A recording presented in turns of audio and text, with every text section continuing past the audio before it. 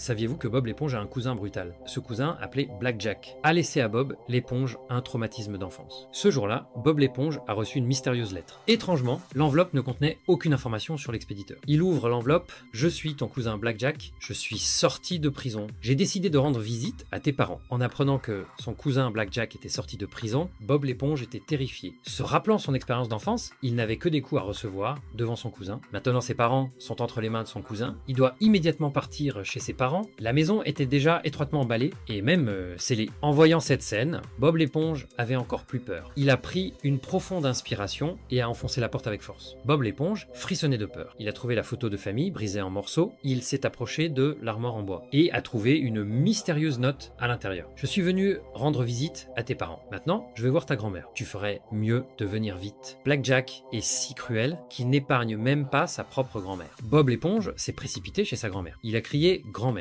mais personne n'a répondu. Alors que Bob l'éponge pleurait, la voix de sa grand-mère s'est fait entendre. Grand-mère est arrivée avec un plateau. Black Jack a appelé pour dire qu'il ne venait pas car il devait d'abord régler quelques petits problèmes. Bob l'éponge pensa à nouveau à ses parents. Quand tout sera fini, il aura besoin de ton aide pour nettoyer. En entendant qu'il devait aider au nettoyage, il était tellement effrayé que son âme s'est envolée. Après avoir repris ses esprits, Bob l'éponge et son oncle sont allés chercher Black Jack. Bob l'éponge s'est approché de la porte en tripotant ses doigts. Il sentait une perdiole fixée, le crâne sur la porte était particulièrement visible. Au moment où il frappait à la porte, il a entendu le bruit du verre qui se brisait. Bob l'éponge ne pouvait plus attendre. Il a défoncé la porte. En fait, c'était sa mère qui avait accidentellement cassé le verre et la maison n'était pas non plus une scène de crime. La voix de Black Jack donna des frissons à Bob l'éponge. Il regarda vers la porte en tremblant. Les bruits de pas se rapprochaient de plus en plus. Bob l'éponge a quand même rassemblé son courage pour affronter Black Jack. Le féroce Black Jack s'est précipité. En fait, Black Jack n'était qu'un petit enfant.